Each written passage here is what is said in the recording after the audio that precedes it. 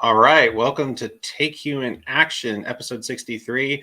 I'm Calvin, I'm your host, and we have a very exciting guest for tonight. Before we get started, I want to give a plug for voter gravity. So if you've been following some of the news with the National Libertarian Party, they have a new system that'll help candidates called voter gravity. So let me read off the description here, just make sure I get it right. Voter gravity is a powerful campaign management tool that enables us to reach voters more effectively, streamline our operations, and enhance our grassroots efforts. With this software, we can identify potential supporters, coordinate volunteers, and mobilize voters like never before.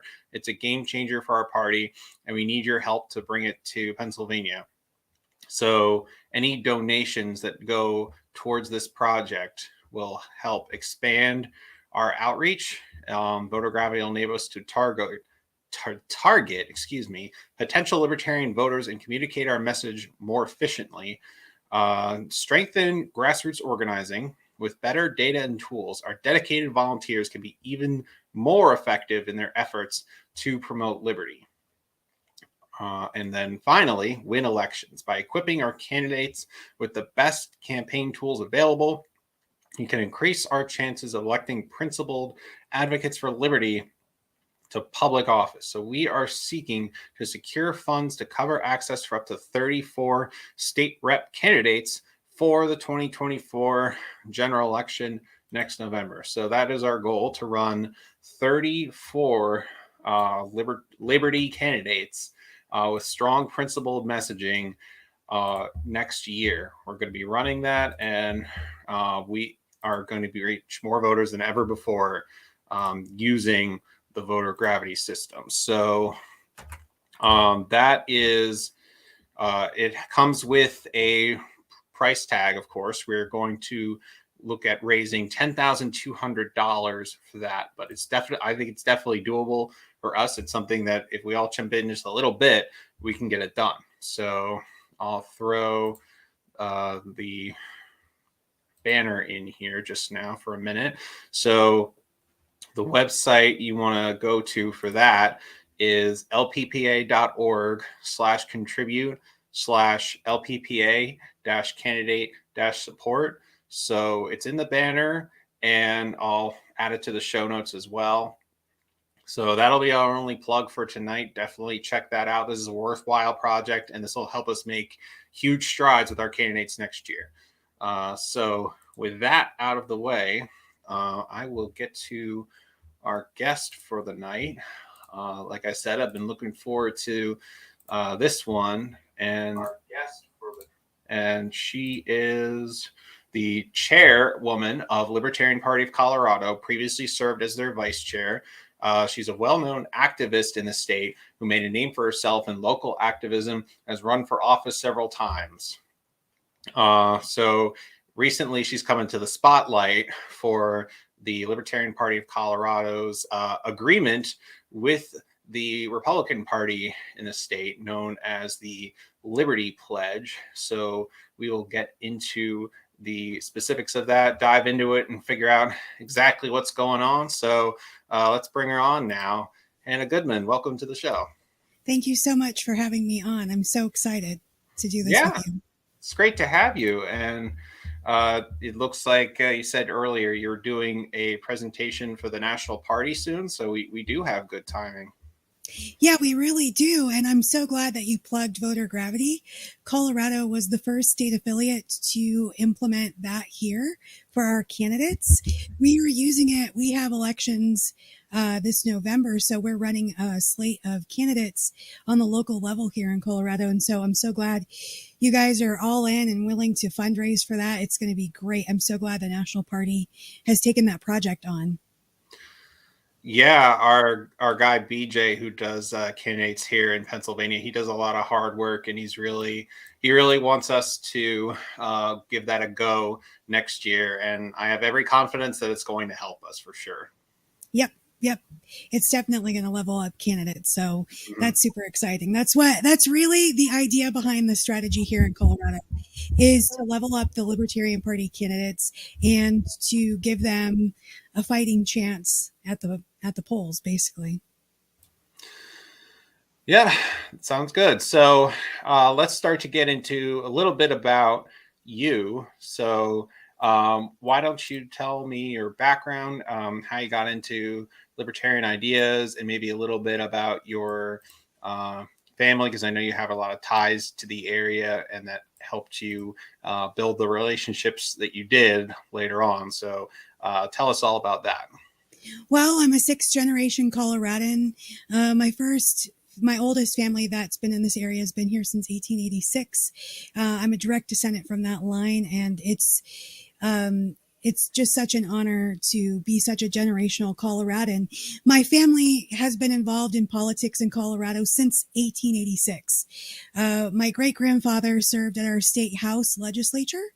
He was appointed to the most powerful committee in the state house. My grandfather was his aide. He was in the Colorado Corn Growers Association. He was a founding member. He was president of that particular chapter. He served as secretary to the National Corn Growers Association. He was in the Wool Growers Association. He served on the Rocky Mountain Farmer Union Board. For many terms, he ran for county commissioner. Speaking of my family and politics and how I got my start, one of my other grandfathers was county commissioner during a time when Colorado was seeing a rise in vaccine legislation around children.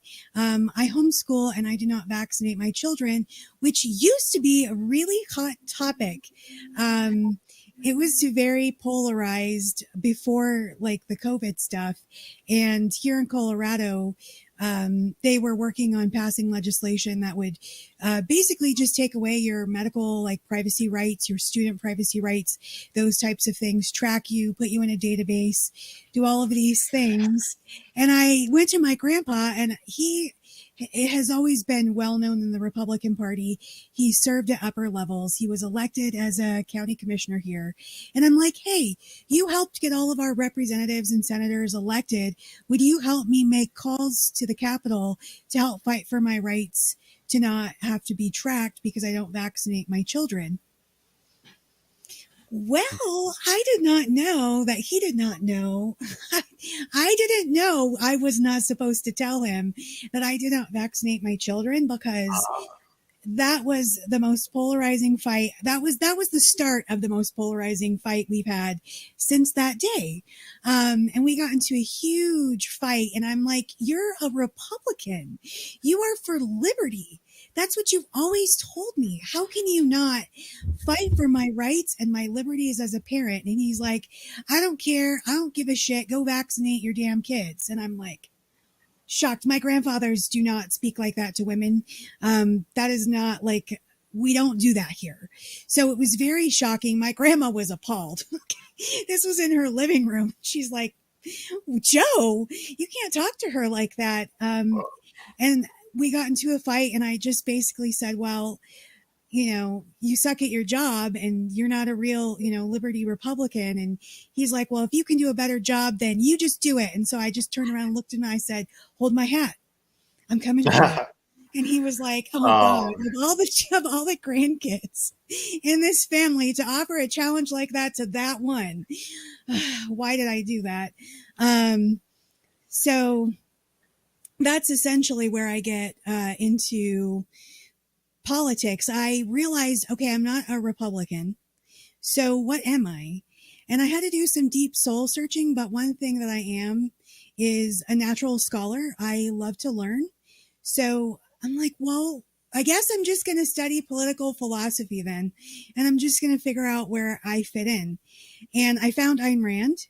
And so I'm an Ayn Randian libertarian. I do know she hated the Libertarian Party. And believe me, I totally know why. I understand. I definitely see where there's a disconnect between objectivism and libertarianism.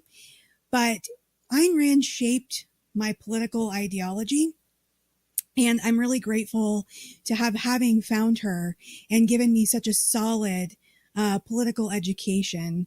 So I found the Libertarian Party after I found Ayn Rand, and I'm like, this is almost the same thing. This is worth a shot.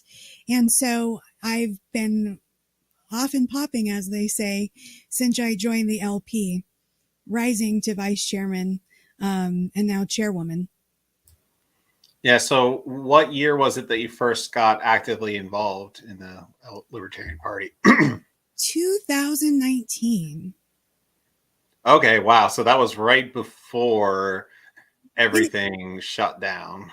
May have been right at like December 2018, but it was right around the the turn of that year. So yeah, it was before.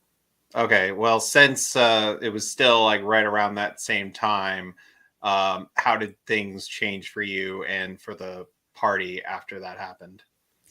Well, I spent the first couple of years just trying to figure out, how does this party work? How can I get active in it? I had a very hard time. I got ignored initially. I don't get ignored. Of all the Mises Caucus members, they know that I don't get ignored. I'm a problem. I'm not going to go away. So that was how I approached initially getting into the party. With the old guard in charge, there really wasn't activism that I could see. I got handed, we had development groups, which are like before affiliates. They handed me a development group for my county, and they gave me no instruction. I just had to make it up what I was doing. Eventually I took Angela McArdle's affiliate training, and that really plugged me in so like locally. So right when I became a libertarian in 2020, I ran for city council here. I lost to my cousin because she's more popular. It's just a popularity contest when you live in a county of 3,000 and you're all related, right? That's how that goes. But during that time, I got plugged into the community, and the city council tried to ban chickens here in 2020 in a right to farm county of 5,000 people. They wanted to ban people from having chickens in town. So I got behind that issue, and I basically overflowed the city council chambers with 45 people, and the council had to table that indefinitely. So I just joined the party. I got involved on that level. Right after that, they handed me the development group, and I tried to figure out what to do with that for a while, like maybe like 4 months. And then I took Angela's affiliate training that she had done online. And I crafted what I called Liberty at the Library. And my local library let me come in and give presentations. And I read. I'm a prolific reader. So I would give book reviews on liberty-leaning books, and I would donate the book to the library. In fact, Radicals for Capitalism is the most checked out book in my library because I donated it, and I did a whole presentation on it. And with that, I was able to live stream into our local Holyoke Facebook group. And so people would come and they would listen to my presentation, but they would also watch them online. And so it got my face in front of people. It got the ideas of liberty in front of people. It was such an instrumental thing for me to use to tap into this community as an activist. Through that, when COVID was hitting and all of the healthcare mandates, here in Phillips County, all of the healthcare workers, well, not all of them, but many of them did not want to take the jab. Our teachers did not want to. I live in a red county, so people were overall pretty suspicious of it, and didn't want to do it and didn't like the mandate aspect. But the hospital here said that if any of the healthcare workers spoke out for themselves, they would be fired. So they got in touch with me because they know that I get in on political issues, and they asked me to speak at a county commissioner hearing on behalf of the community, as well as the healthcare workers and the teachers and people affected by those healthcare mandates. And I did, and I gave one hell of a presentation, which was amazing because like many of my grandfathers here have been county commissioners. One of the county commissioners who took my grandfather's place was like, where are you from? He's not even from this district. His family is from a different district across the county. So he was not familiar with me in that I don't carry like like my paternal name. I'm married, so I have my married name. And he's like, where are you from? And I just looked at him and I'm like, I'm from here. Literally 5 of my great grandfather's pictures are on that wall behind you. And he turned around and looked, and I pointed them all out for him, starting with the very first county commissioners.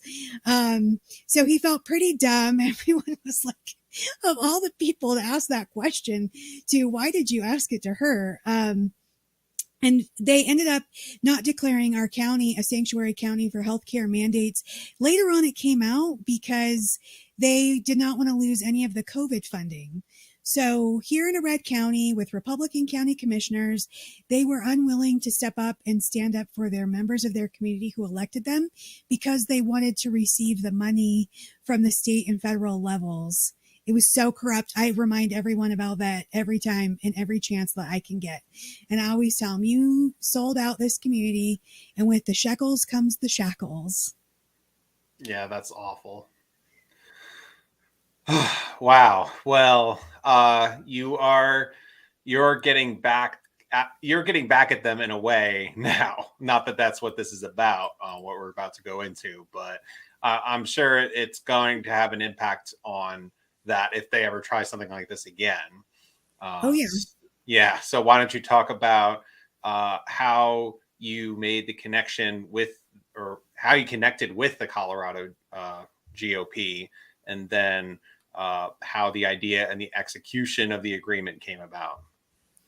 So when I was initially getting involved in the fights with the vaccine legislation in 2018, I was working with an activist group, and it was like Colorado Health Choice Alliance, I think.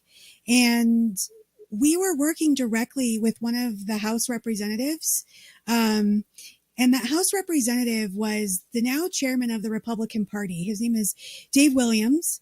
And he was working with this activist group, feeding us all kinds of insider information, and was preparing us for all of the committee hearings and helping to organize activists. We had hundreds of people at the Capitol over the course of weeks. That is how we were able to initially shut down this piece of legislation. So that's how I got my start with Dave Williams, is working with him on that issue. Not only that, he's always been a very strong liberty candidate here in Colorado.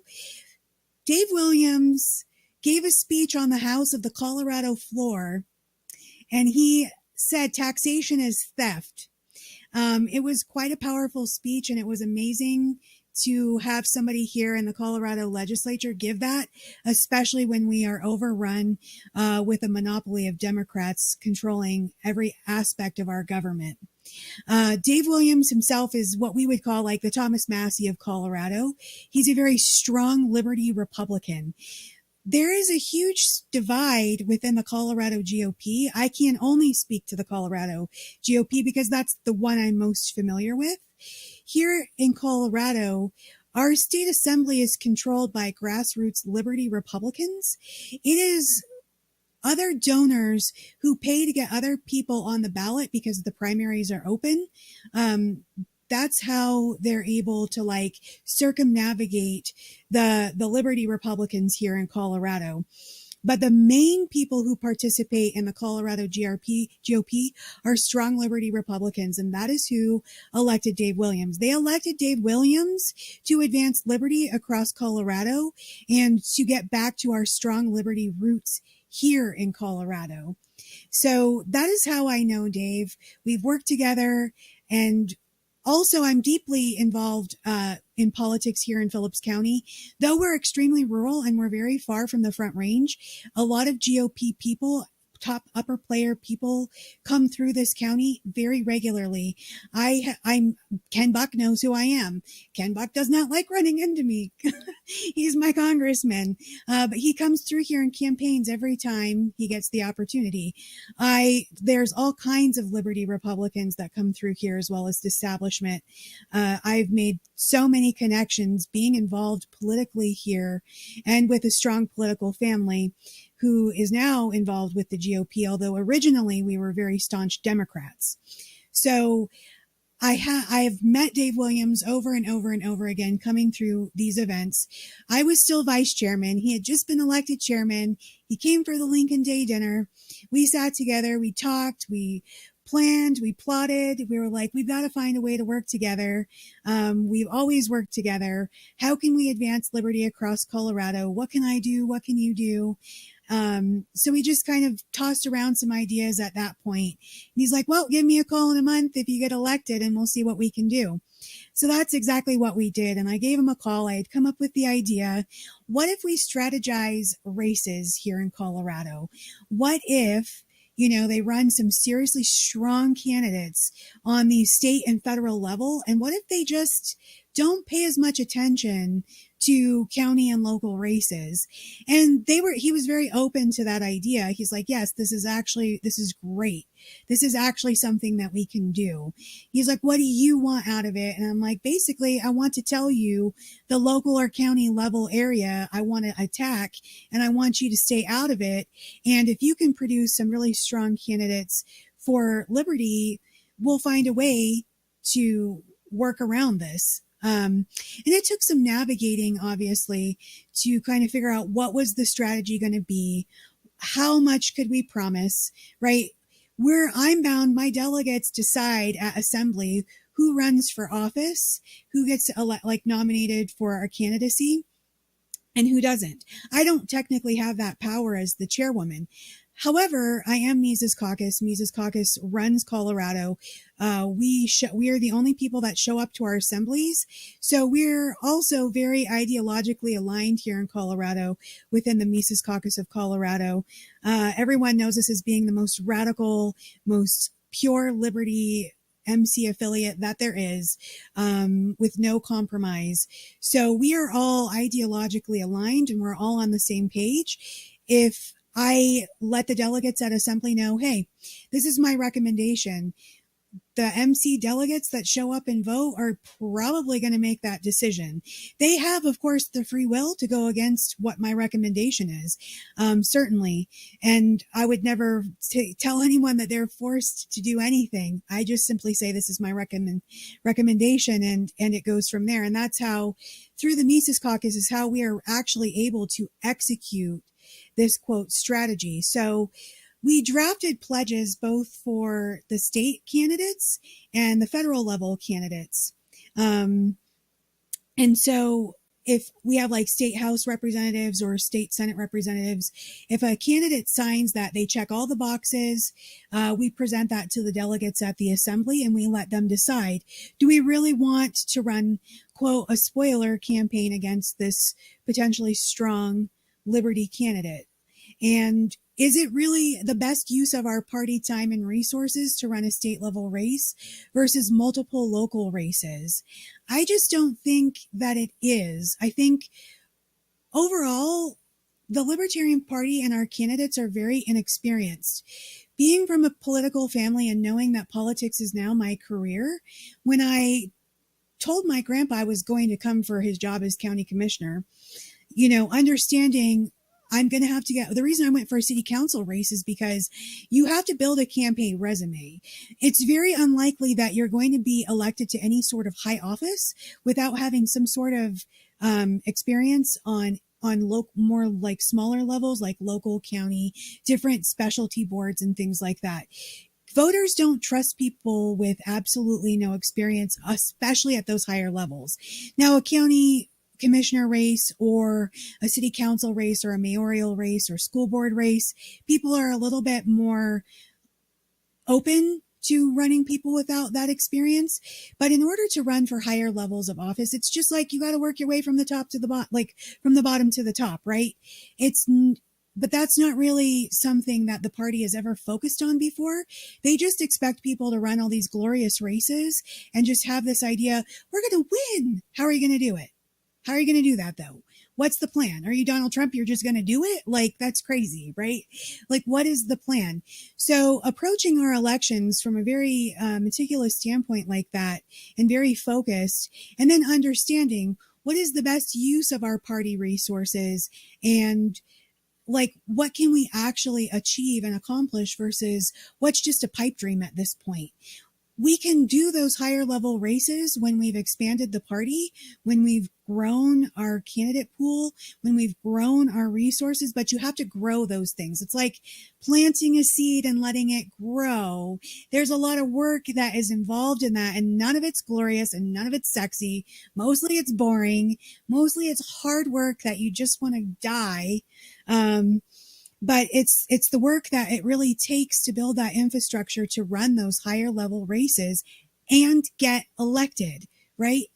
The only way we can advance liberty is to get libertarians elected.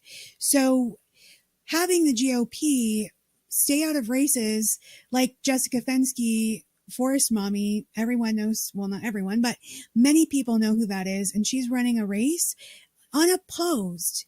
And the GOP, since our whole deal with the GOP, a couple of weeks ago, the members got together and they voted to allow endorsement of candidates outside of the GOP. Jessica Fenske is walking around with a GOP endorsement. They're using GOP county resources to help her, as well as Jacob Loria and Amara Hildebrand, two of my other candidates. And they are not running people against Jessica Fenske or Amara Hildebrand. I don't think Jacob has anyone that's GOP running against him, or if they are, they're very unpopular, if I remember right. So those are just some of the things to come out of this quote deal with the GOP that we made. Yeah, there's a lot there to unpack, and we'll definitely get into it. But why don't you give us some of the highlights of what was on the pledge itself? So what would candidates be agreeing to essentially when they signed it? So for the federal pledge, we have things like no more spending on the Ukraine, like vote no to, but that was, then, and now I guess we should probably add Israel. Although I know that the GOP's, that's going to be hugely unpopular. I just don't know that that's going to go over well. We have on the federal pledge, like ending all of the intelligence agencies, and that's huge, right? We have, of course, like no tax increases on both of those. For the Colorado one, we have opening up food choice and things like being able to purchase raw milk and like make purchasing of like local beef and things like that easier for people. It's just very vanilla, basic liberty things. It's not super radical, except for the ending the intelligence agencies. None of it's super radical. It's just things we can all come together to agree on that are really good. Yeah, I mean, that makes sense. It's things that you think they would support. Like if they, well, I don't know what would be in their actual platform or not, but certainly in terms of how they advertise themselves, you think that would be stuff that they would do anyway. Yes, you would think. So far, we haven't had any issues getting the state pledge signed. We've had some balking at the federal level pledge. First and foremost, Lauren Boebert decided to just go to the press and announce that she's not signing that pledge. It's beneath her. It's a bad idea. And then that was a week before the theater incident. So she made a series of really poor decisions at this point in time in her life. And boy, has that surely unraveled her. So she went to the press, said she wasn't signing her pledge. It was a bad idea. So then, of course, I'm like, well, I guess we're going to have to find a candidate to run, which is very interesting because everyone likes to tell me I'm only endorsing Republicans and that no libertarians are going to run on the ballot. Well, that's interesting because I have a candidate running against Lauren Boebert. James Wiley, my candidate for CD3, is now entered the race. He entered the race the day after Lauren Boebert decided to have her theater incident happen. So the timing was just poetic. It was just incredible. We could never have planned for better timing to announce a candidate against Lauren Boebert. And he's really capitalized on that. And what's interesting now is he started off in one direction with his campaign, but has since actually rebranded. And we're going for a very strong message of peace. And that's in stark contrast to Miss Boebert wanting to send billions of dollars in aid to Israel, right? But of course she wants to. That's what Republicans do when it comes to the issue of Israel. So we have this stark contrast between our two candidates now. Lauren Boebert, bloodthirsty, wanting to go to war for Israel, and my candidate who's just like, hey, no more wars, end the endless wars. We need peace now. Like, no one wants to be drafted for this. No one wants their sons dying in some foreign country for this. And we certainly are all dying of inflation, and we can't even afford to live, and they're trying to send billions, and they are sending billions of dollars in aid to all these war-torn countries. Meanwhile, we're not war-torn, but we're all starving and losing everything that we have. So I think it's actually just a beautiful contrast between what really the establishment GOP has to offer versus a true liberty candidate. And my candidate, James Wiley, is that stark contrast, and it's just beautiful to see. And so for anyone that thinks I'm not running libertarians, well, I have, less than, I think I have like 7 or 8 local races going to be on the ballot this November. I sure hope all those people can't vote. Everyone that was against the pledge wasn't in Colorado, so they can't vote for my candidates anyway, right? And now I have a heavy hitter in James Wiley running against Lauren Boebert, and he actually made primetime state news here several times because of his campaign against Lauren Boebert. Our top news channel, 9 News, Kyle Clark, he said about Jim's platform was to end the federal government on state primetime news, which was like so perfect. It was incredible to have a news anchor. He choked on his words, and this candidate wants to end the federal government.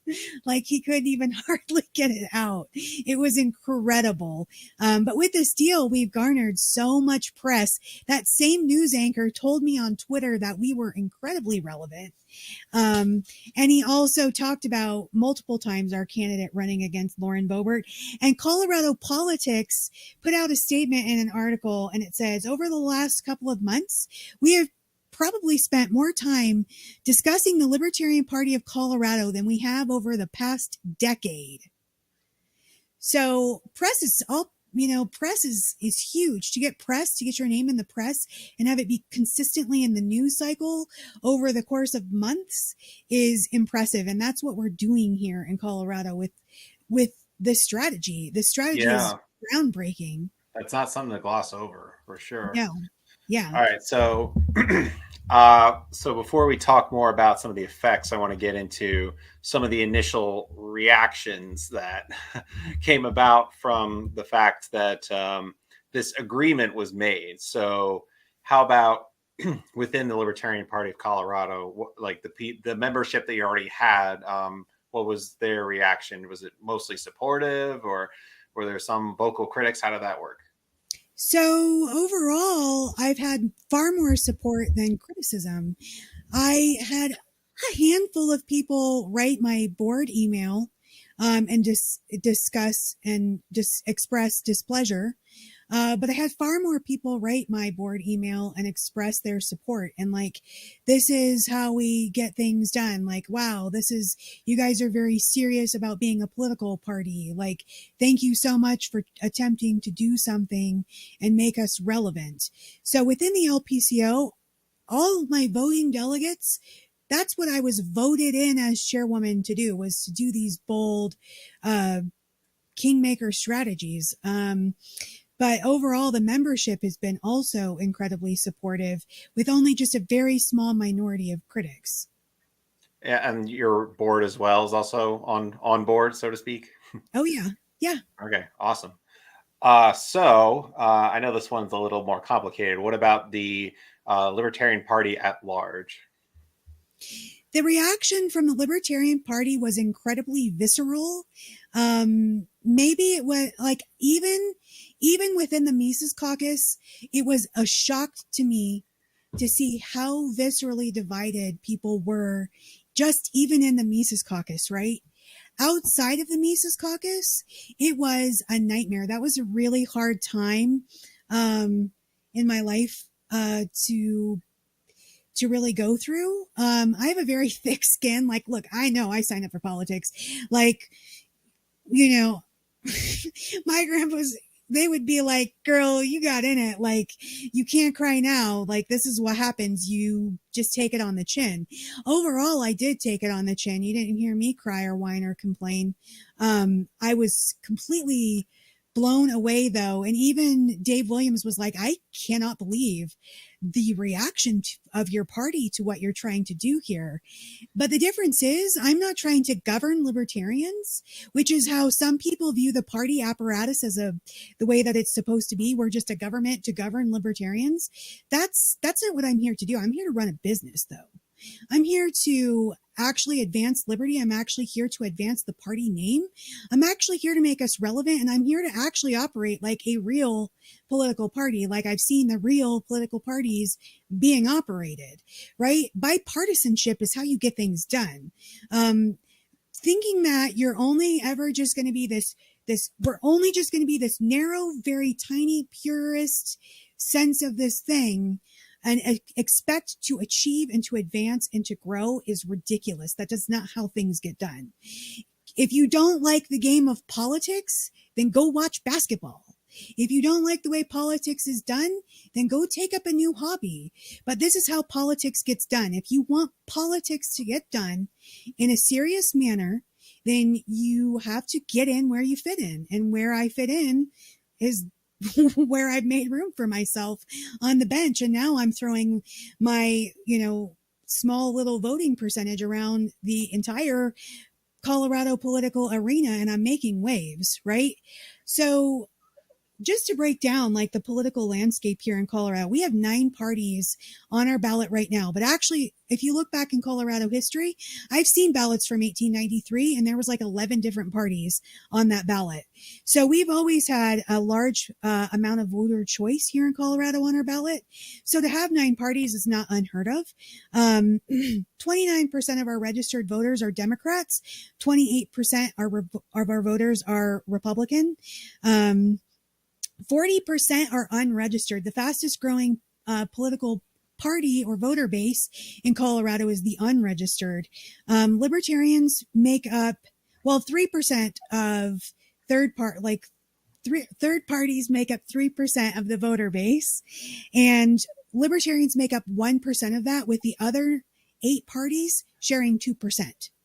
So the swing voter is around 5 to 10% of the voting base. And we had an interesting thing happen last election cycle in Congressional District 8. The Republican Barbara Kirkmeyer, she raised and spent over $1.6 million on that race, and she lost. The Democrat raised and spent $1.2 million, and she won. However, we had a Libertarian who was not, this is controversial because he says he was running a race, but he said also that he was a line holder. So I don't know. He raised $0 for his campaign, and he got, what was it? It was like 4% of the votes. So the winning total, the number that it took to get like the winning number for the Democrat, she got 1,691 votes, more than Barbara Kirkmeyer. Dan Ward got 9,095 votes, right? And so you can see right there that the 2 to 3% can swing and sway a race, right? So there's 40,000 registered libertarians here in Colorado, and that's a sizable number. We can swing elections. We can do that. Then if we pick up some independents, right? That's pretty good. So we could really start doing some damage on the state level if we really want to kind of put it to the test. And we do. So we're basically saying that we're going to leverage 2 to 4% of our voting base alone to start swinging elections into whatever direction that we want. And I don't really want to do it to the Republicans because I already have a Democrat supermajority, but at the same time, I already have a Democrat supermajority. So it's not like things are going to get worse. I mean, they're already pretty bad. Like, I have really nothing to lose here. And also, then if the GOP does eventually, like it's going to collapse, then a vacuum's created, and the person that's doing all the work now is going to reap the reward at that point. And that person doing all the work, well, it's not the Green Party, folks. It's the Libertarian Party of Colorado. Yeah, 2 to 4% is it's nothing to sneeze at, because what was Boebert's margin of victory in the last election? Like 0.2% or something? 542 votes, and she wanted to snub my pledge. I have Yeah, that's bold. 1,400 registered libertarians in that district. Does she really want to play with me? I'm like, this is a dumb hill to die on, but I guess if you know, she wants to be the only hot brunette in politics. Oh, well, like, get over it. Not that I'm hot. I do not care how I look. I don't, but it's dumb to have that egotistical aspect when you're just sitting there and you just won by like 0.2%, right? Like you say, 542 votes. My candidate is worth a lot more than 542 votes. At the very least, several thousand. Several thousand. Yeah, according, if I look at the stats for Dan Ward, at least 10,000, right? Like, right, and that's more than enough to close the gap, that past gap, several times over. So I'm sure that'll have an effect.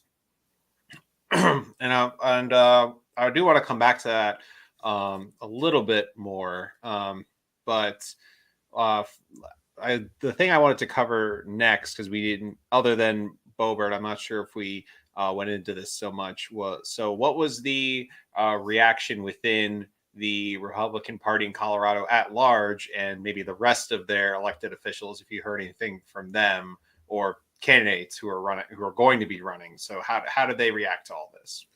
So the majority of like just basic regular Republicans, like just average people, they are thrilled to death. I have heard nothing but good things. And even people that do not like Dave Williams, because Dave Williams is not actually liked in his party, especially by the establishment type Republicans, right? So they like me. They like what I'm doing, and they don't even like him. So that's been very interesting, to say the least. So yeah, overall, it's been very good here in Colorado. Now, from my understanding, the upper level, national level people in the GOP are freaking out. They have said that Dave Williams gave me far too much power. Good, because I cannot be corrupted by it. So there was a news headline that said 42,000 registered libertarians are going to shot call candidates to 900,000 registered Republicans. And that's exactly what I aim to do. So, they can continue to play these games or not, but we're definitely going to find out if they can produce actual Liberty Republicans, or if they're just going to continually produce nothing but uniparty candidates. I know that the base here in Colorado is dying for Liberty candidates, because we're all dying for liberty out here. And plenty of them have voted for Libertarian candidates like Brian Piotr when there was a congressional race. Joe O'Dea was paid to be on the ballot, and basically he got funded millions of dollars and crushed out Ron Hanks, who is a Liberty Republican and has been elected on the state level here. It was a nasty fight. And Brian Piotr ran against Joe O'Dea, and plenty of Colorado Republicans voted for Brian Piotr because he was the Liberty candidate who represented their values. Right. So it sounds like they received it a lot better than the Libertarian Party. I guess I didn't really know what to expect, but that is curious. And I don't want to get into the reaction of the Libertarian Party too much, but I will say I was surprised. Maybe not as much as you were, because I'm not sure I knew about what was going to happen ahead of time. But yeah, nonetheless, I was surprised at some of the pushback that you got. Yes, and I'm not endorsing Republicans.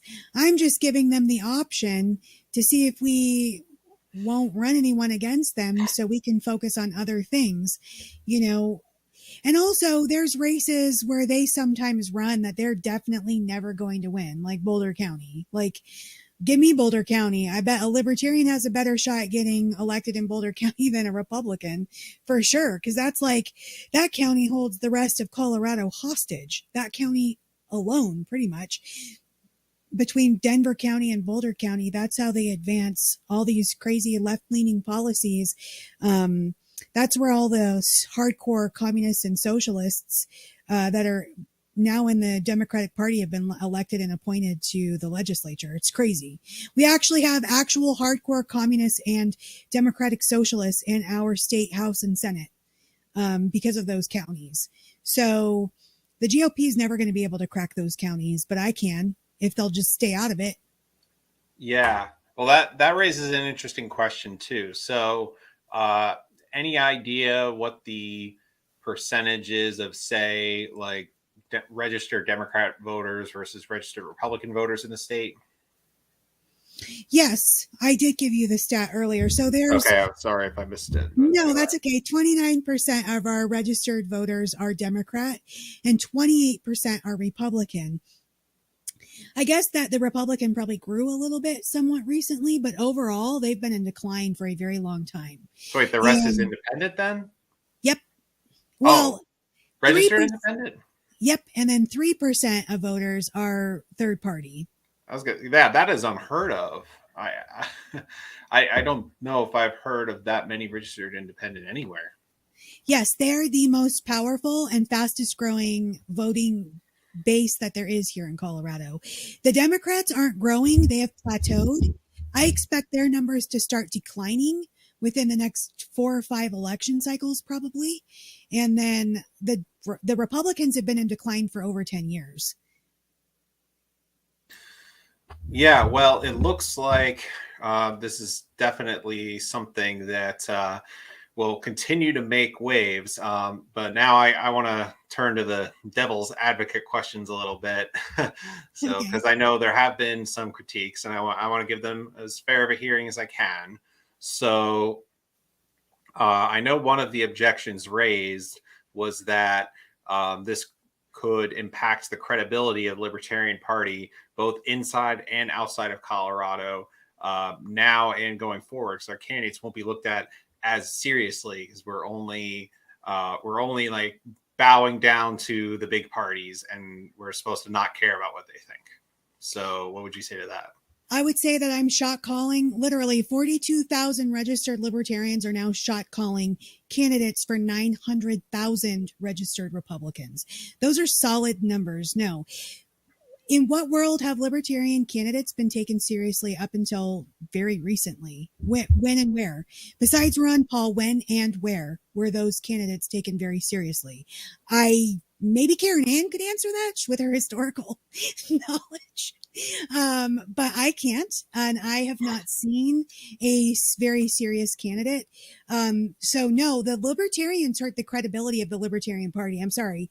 Like, that's an actual truth, and it might be incredibly unpopular, but I'm known for saying very unpopular things and just shooting very straight and giving the truth as I see it. And that's how I see it. What this does is shows that the Libertarian Party recognizes exactly where we are, right? We're not living in castles in the clouds that don't exist. I'm very rational. This is my Ayn Randian thing coming in underneath me, right? A is A. Where are we and where do we want to go, right? It cannot be fantasy. It has to be factual reality. The factual reality of the situation is we're not getting elected. So what else can we do to advance liberty in a serious manner? This is it. The upper levels of the GOP are terrified. Oh, yes, that's definitely going to hurt our credibility. They're crapping their pants and terrified. They said, I have too much power in Colorado. Yes, that's definitely tarnishing our sterling reputation. No, actually, it's adding to it. In fact, I'm untarnishing the reputation of the Libertarian Party. And it's going to be unpopular because people are going to have to look at their past actions and they're going to have to see exactly where those past actions got the party. And that is exactly why the Mises Caucus took over. And so I'm doing this as part of that vision that the MC had when we took over. So no, our candidates aren't going to be looked at as what's not serious. And who determines that? You can't even, it's subjective anyway. Well, so since you mentioned candidates, one of the other possible objections is that I'm not sure how it is in Colorado or elsewhere, but in Pennsylvania, unless it's a statewide candidate, the counties do all of the nominations for the rest of the candidates, state rep, US rep, doesn't matter. If it's multiple counties, then they basically all have to endorse that candidate if they're going to run as a libertarian. So let's say you have someone in the US Congress that signs your pledge as a Republican, but the county decides they want to run someone anyway, then could that be seen as top-down control and you telling them that they shouldn't run someone there or that they can't run someone there? So how would that work? Well, it's a little bit different here in Colorado. We can elect county and state at our county levels. Most counties don't. I've only known of one county that did do a candidate from the county level. Most people, and I'm saying like 99% of the way that it works is our candidates come through our state level assembly. So the delegates at the state level assembly decide. But even still, even if it were the county, say that it was, the Mises Caucus here in Colorado took over all of the counties. I know, because I spearheaded the entire thing while I was working as vice chairman, because I was in charge of our regions. So I made sure to start taking over all of the county affiliates. So we control all of the county affiliates. That's not a problem. Will it be a problem in the future? Probably, but that won't be my problem currently. This pledge is only for this next election cycle. It's not the end all be all forever either. Yeah, I see what you're saying. So would you say then, actually, let me clarify something. Was the pledge for this year or next year or both? Well, we don't have, this is just like a local election year. So the only things on our ballots is like city council, school board, and then we had 2 ballot initiatives come through, and that was it. So it's the Republican Party as well as the Libertarian Party is already working to secure candidates for 2024. So this pledge is for the next election cycle of 2024. Okay. So have you noticed any differences in how some of the Republican candidates, whether they are or are not in office already, are how they're conducting themselves during the course of their campaign, or if they're doing anything different while in office, if they're already in office, or any public statements that have referenced it, other than Boebert's? So have you noticed anything like that? Yes, 2 candidates for CD8 were not initially interested in signing the pledge. I don't know if that was because of Dave Williams or not. So I went ahead and got in touch with the candidates and I just presented my argument to them, why this is important, what the objective is, what I'm seeking out of this, and what it could do for them, and how it could be mutually beneficial. And so far, I have both of them somewhat interested in signing the pledge. We still have time, so I'm not really looking to have anything solid until March. So I still am like, it's still in the works. People are still trying to figure out what they want to do. Overall, that's the only like pushback I've received from like GOP candidates. Got it. So have there been any other benefits that would have been less obvious to you at the beginning, maybe? Because I know you talked about media coverage a little bit. Has it helped you make any connections within the party besides Dave Williams? Anything in terms of issue coalitions that you might be able to do, something along those lines? Yes, definitely. Well, one of the things that we've worked on is the idea of having policies advance.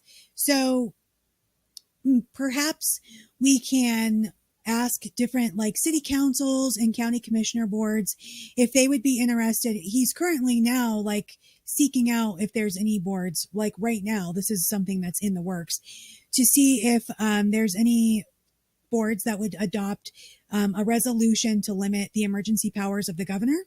and also protect possibly the federal government. So that would be a huge win for liberty.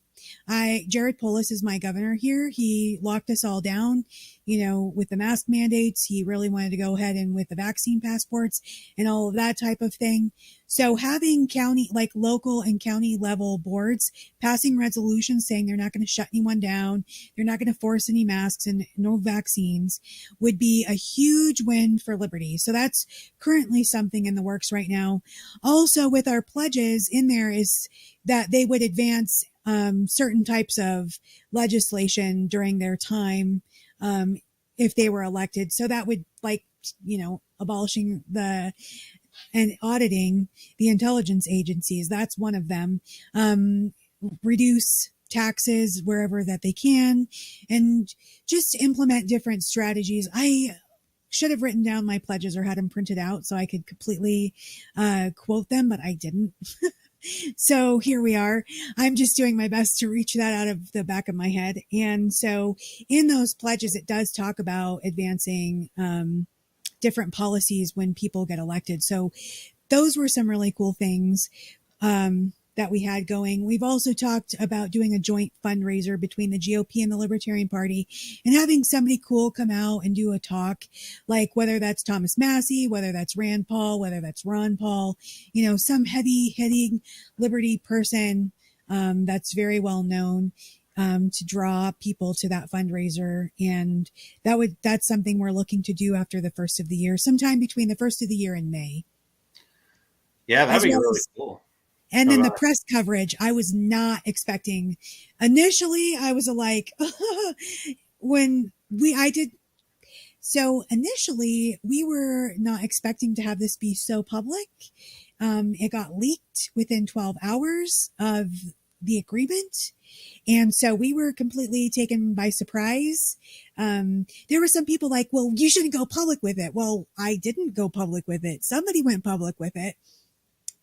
I have an idea who went public with it, but I have no proof, so I'm not going to say a name.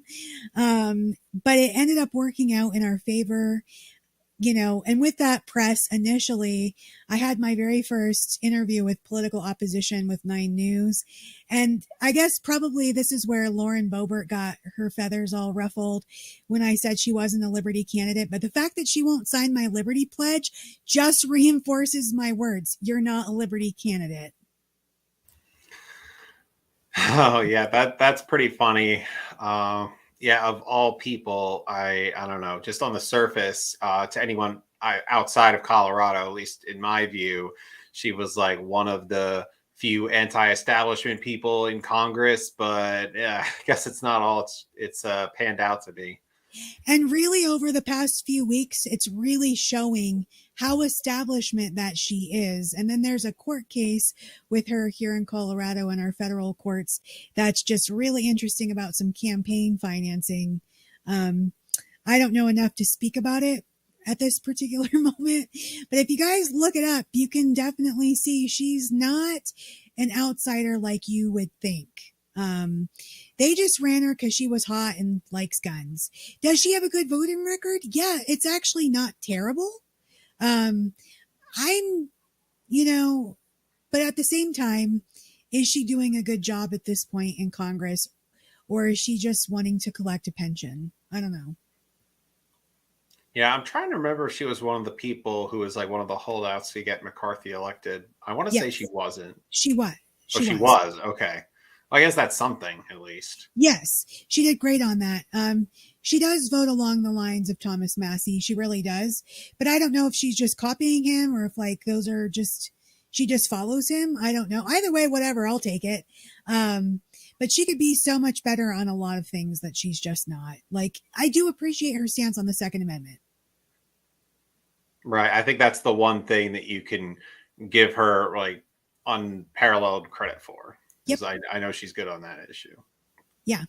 Yeah. And we don't have to spend too much time on this, but I couldn't help but mention the self-dubbed most libertarian governor in the country that you have over there. And I guess that'll be a good transition to your social media. So there's been a few controversies of its own, just with the Libertarian Party of Colorado's social media. And I know you had a few back and forths with this self-described libertarian governor. So what exactly happened there? So yeah, it's really interesting that Reason and all these, think tanks like to quote him as being the most libertarian governor in Colorado, because he can talk about capitalism, but really, Jared, how'd you make that money? How'd you spend that money? Are you just being a crony? Because cronyism isn't capitalism, though. Remember how that works? And then he posted a quote from Keynes or whatever, and we got him really hard from the LPCO Twitter, and we literally made the governor of Colorado quote Marie Rothbard. It was pretty top tier, not gonna lie. That was a great day.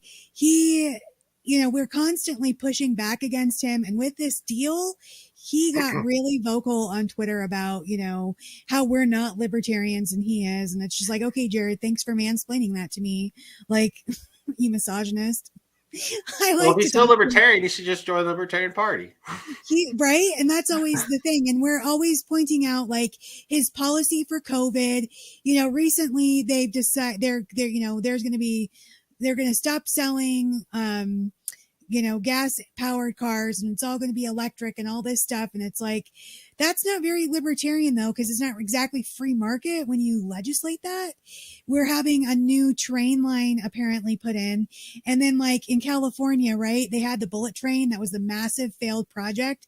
So, hey, we've seen this one before.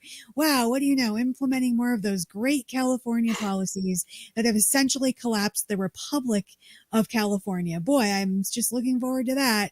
He's not a libertarian. And we constantly point that out to him. And it would just be really cool if Reason wanted to do some actual journalism rather than yellow press, and probably contact the libertarians that live under his rule and probably get our opinion, considering we're the people that have to live here and live with it. And that's our name though. But, Reason wants to do Reason. And so as far as I'm concerned, they have so much money, they don't need mine. Yeah, fair enough. So we got, we can go over a couple of minutes. Why don't you give us some of the quick highlights from the saga of your Twitter going away and coming back, and how that happened and how you got it back? Yeah, they shut our LPCO Twitter account down with no warning and no time to cure anything. They would not show us the content.